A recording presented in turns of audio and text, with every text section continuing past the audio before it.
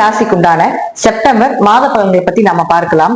கன்னி ராசியை பொறுத்த வரைக்கும் பாத்துட்டீங்கன்னா உங்களுடைய ராசி அதிபதி புதன். இந்த புதன் பாத்துட்டீங்கன்னா கடந்த மாதம், அதாவது இந்த மாதமும் 15ஆம் தேதி வரைக்கும் பாத்தீங்கன்னா ஒரு 30 நாட்கள் கேதுவோட பயணம் பண்ணிட்டு இருக்கிறார். எப்பவுமே ராசி அதிபதி லக்னாதிபதி நல்லா இருக்கணும். அவங்க எந்த கிரகத்தோட சேர்றாங்களோ அது ரொம்ப முக்கியம். அப்ப கேதுன்னு சொல்லக்கூடிய ஒரு கிரகத்தோட சேரும் பொழுது, கேதுதான் இருக்கிறதே பெரிய கிரகம், வாயின்னு சொல்லுவோம். அப்போ இதுக்குள்ள எது போட்டாலும் அது வந்து சர்ப்பம், பாம்புக்குள்ள பாம்போட வாய்க்குள்ள எது போட்டாலும் அது வெளியே வர முடியாது இல்லையா? அது போலதான். அப்போ அந்த புதன் கேதுவோட சேர்ந்து இருக்கும் பொழுது மனக்குழப்பங்கள், பிரச்சனைகள், அந்த பிரச்சனை எப்படி வெளியே வர்றதுன்னு தெரியாம இருக்கிறது, பயம், தைரியம் கொஞ்சம் குறையிறது, நம்ம ஜெயிச்சிருவோமா, அப்படியே ஆயுமா நம்ம லைஃப் அப்படிங்கிற எண்ணத்தை எல்லாம் கொடுத்துரு. ஏன்னா கெட்ட சனி வேற நடக்குது இல்லையா உங்களுக்கு? அப்ப இதெல்லாமே ஏற்படுத்தி கொடுப்பார். இது 15ஆம் தேதி வரைக்கும் தான். 15ஆம் தேதிக்கு மேல பாத்துட்டீங்கன்னா உங்க ராசிக்குள்ளே என்ட்ரி ஆயிராரு. உங்க ஜாதத்துல புதனும் கேதும் சேர்க்கீங்கன்னா கண்டிப்பா ரொம்ப கவனமா இருந்துக்கோங்க. பெருமாள் வழிபாடு, ஆஞ்சநேயர் வழிபாடு, விநாயகர் வழிபாடெல்லாம் கண்டிப்பா 15ஆம் தேதி வரைக்கும் நீங்க வைத்துக் கொள்ள வேண்டும். 15ஆம் தேதிக்கு மேல உங்க ராசிக்குள்ளே என்ட்ரி ஆகிறார்.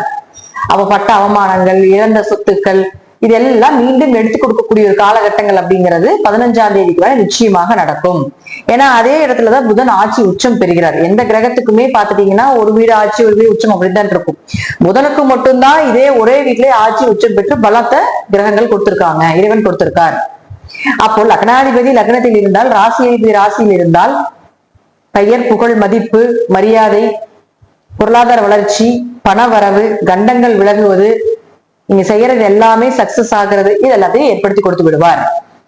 அப்போ அடுத்தது பாருங்க சுக்கிரன். இந்த சுக்கிரன் அப்படின்னு சொல்லக்கூடியவர் யாரு? 2 9ஆம் அதிபதியாகி 11ஆம் வீட்டுல 14ஆம் தேதி வரைக்கும் இருக்கிற. அதுக்கடுத்து அவரு கேதுவோட வர்றார். அப்போ பணம் சார்ந்தது, பொருளாதாரம் சார்ந்தது, குடும்பம் சார்ந்த விஷயங்கள், அப்பா முறையில வரக்கூடிய ஏதாவது ஒரு பண வரவுகள், பூர்வீக சொத்துக்கள், இது எல்லாமே பேச்சுவார்த்தை நடத்தணும். உயர்கல்வி சார்ந்த விஷயங்கள் பேச்சுவார்த்தை நடத்தணும். அதுக்குண்டான ப்ராசஸ் பண்றீங்க அப்படின்னா 14ஆம் தேதிக்கு முன்னாடியே வைத்துக் கொள்வது என்பது ஒரு சிறப்பான விஷயமாக இருக்கும்.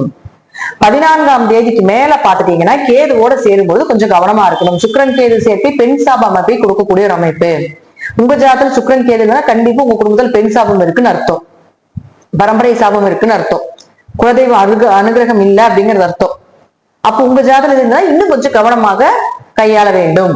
சுக்கிரன் கேது சேர்க்கை அப்படிங்கிறது பாத்துட்டீங்கன்னா பெண்களால பிரச்சனைகள் ஏற்படுறது ஆண்களுக்கு.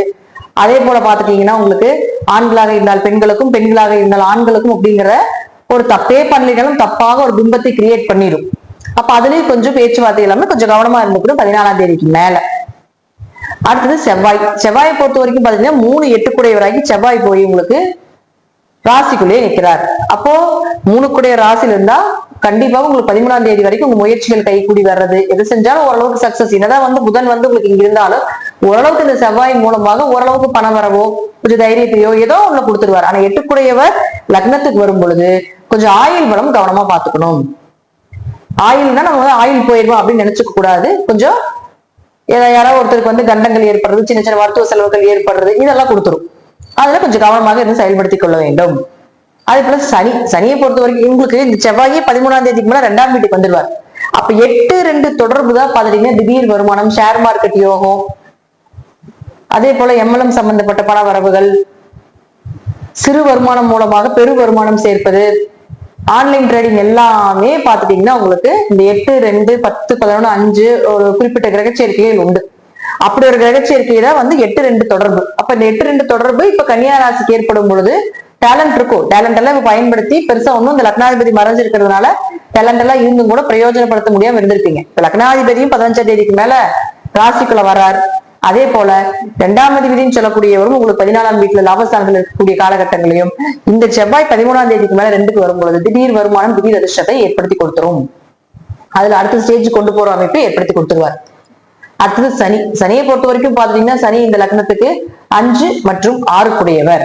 அப்ப 5 மற்றும் 6 கூடைய சனி உங்க ஜாதகத்துல வக்கரமாக இருந்தால் குழந்தைகள்னால உங்களுக்கு ஒரு நல்ல பெயர், குழந்தை தேவைகளை பூர்த்தி பண்றது, கடன் நோய் எல்லாம் இருந்ததுன்னா அதுக்கெல்லாம் ஒரு நல்ல தீர்வு, கடன் அடைக்கிறது, நோய் சம்பந்தப்பட்ட விஷயத்துக்குள்ள ஒரு நல்ல தீர்வு கிடைக்கிறது, நல்ல வேலை வாய்ப்புகள் கிடைப்பது, இதெல்லாம் ஏற்படுத்தி கொடுத்துருவாரு. ஏன்னா சனி உங்க ஜாதகத்துல வக்கரமாக இல்லை என்றால் இது எல்லாமே கொஞ்சம் கவனமா இருந்துக்கோங்க. வேலையில கொஞ்சம் பிரச்சனைகளை கொடுப்பாங்க, கடன் வாங்க வேண்டிய ஒரு சூழ்நிலைகள் வரும், நோய்க்கு ஏதாவது மருத்துவ செலவுகள் செய்ய வேண்டிய ஒரு சூழ்நிலைகள் வரும். இதெல்லாம் கொஞ்சம் கவனமாக இருந்து செயல்படுத்திக் கொள்ள வேண்டும்.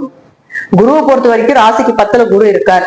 10ல் குரு இருந்தால் பதவி பறி போகும் அப்படிங்கிற அமைப்பு உண்டு. ஆனா இன்னொரு வேலை வாய்ப்புகள் தசாபுத்தி நல்லா இருந்தா கண்டிப்பா நிச்சயமா கிடைக்கும், அல்லது கொஞ்சம் லேட்டா கிடைக்கும், அவ்வளவுதான். ஒரு வேலைக்கு இன்னொரு வேலை அப்படிங்கறது அமைப்பு.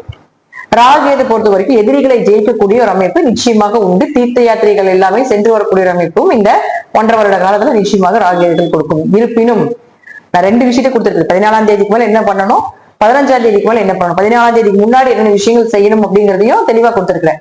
அப்போ கன்னிராசியை பொறுத்த வரைக்கும் பாத்துட்டீங்கன்னா இந்த மாதம் நன்மைகள் தீமைகள் இரண்டுமே கலந்து அளவுக்கு 80% நன்மைகளையே கொடுக்கக்கூடிய அமைப்பை கொடுத்துருக்குது. ஒரு 20% மட்டும் கொஞ்சம் பெண்கள் சார்ந்த விஷயத்துல, பணம் சார்ந்த விஷயத்துல கொஞ்சம் கவனமா இருக்கணும் அப்படிங்கிறது சொல்லியிருக்கு. அது எந்த காலகட்டங்கள் அப்படிங்கிறது ஜாதகத்துல இருக்கு. இது எல்லாமே இந்த கன்னிராசிக்கு நிச்சயமாக உங்க ஜாதகத்துல கிரக சேர்க்கைகளும் இருந்தால் நடக்கும் அப்படிங்கிறதுல எந்த மாற்று கருத்துக்களும் கிடையாது.